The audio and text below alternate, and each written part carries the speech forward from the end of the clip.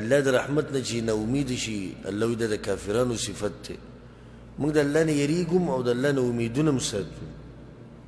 او دم د خپل رب نه امید دی ان شاء الله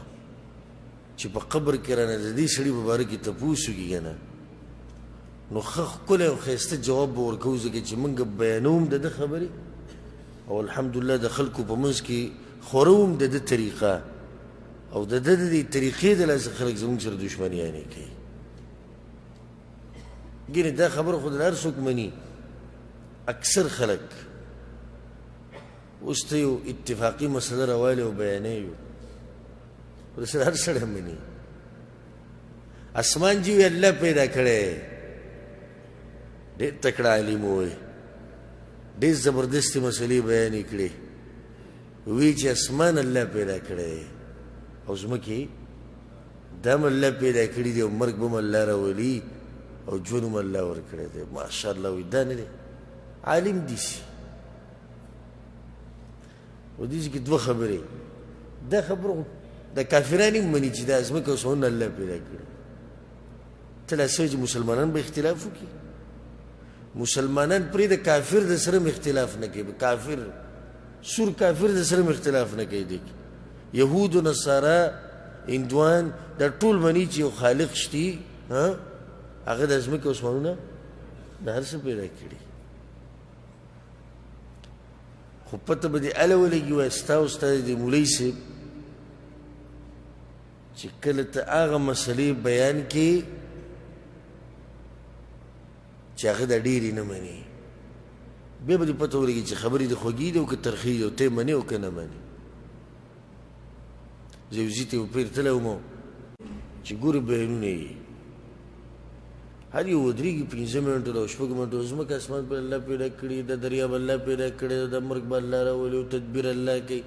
دا باغونه الله شنه شنه پیدا کړي دا ونې الله ودرولي او دا غرونه میخونه دي او لګي نو بیا د حیا د لاسه یو چې مولوي صاحب له لږ ټیم ورکړي معمولي ټیم ورلږ ورکړي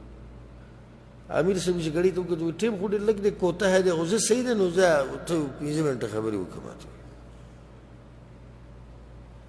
ما خبرې خو ما زه کوم نو ما د علم مسله شروع کړه چې علم اهمیت اول به قرآن او حدیث زده کې نو بیا به خلکو ته دین بیانوي اوس دې کې څه دي دې کې څه شته نه خو دا مسله در سره مو سړی نه ویني چې کله ما دا خبره شروع کړله 2-3 منټه زما شوي نو بیان هغه ابتدا مې شروع کړه ما زه مختصر د علم اهمیت او ضرورت بیانوم بیا دغه امیر صاحب ګړي ته وکړو ډېر خوږې خبرې کوي خو ارمان چې موږ سره وخت وایي موږ سره وخت نشته او دلته ارادې م لیکل غواړي ها د چا څومره اراده ده شروع وکړي زما هغه بیان په ما باندې دغه شان پرېښود پته د انسان په دیزي کې لګي چې څومره نر دی او څومره بې غیرته دی او د څومره حق بیانولی شي او څومره نشي بیانولی ته ماله لګي ځمکې الله پیدا کړې اسمانونه دا خو د سره کافرانو هم مني خو راشه هغه مسلو له چې هغه د سره دا خلک بیا نه مني او حق یې هلته به دې پته ولګي چې حق بیانول څومره سخت کار دی او څومره ګران کار دی نو الله سبحانه تعالی موږ په دې حق باندې قایم او دایم لري خبره مې دې پورې راواغسته چې ان شاء الله باذن الله د دې خبرې که چېرته موږ د پیغمبر په طریقه باندې او په توحید باندې د مرګ پورې مضبوط پاتې شو الله دې په موږ مضبوط ساتي ان شاء الله د دې خبرې به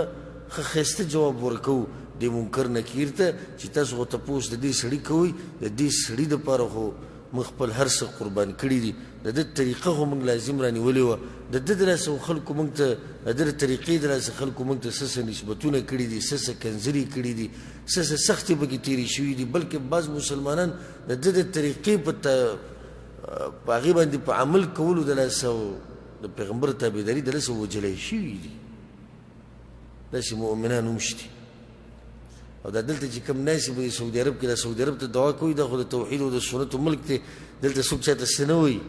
خو پته به دې کله ولګي دا به په ملک کې بیا پته لګي زه به ستا بیا هلته وینم چې ته په سنتو څومره عمل کوې یو کس قسم یې ته کړې وه که وایي زه به منځه کې سوال کوم چې الله نه بجلي لاړه شي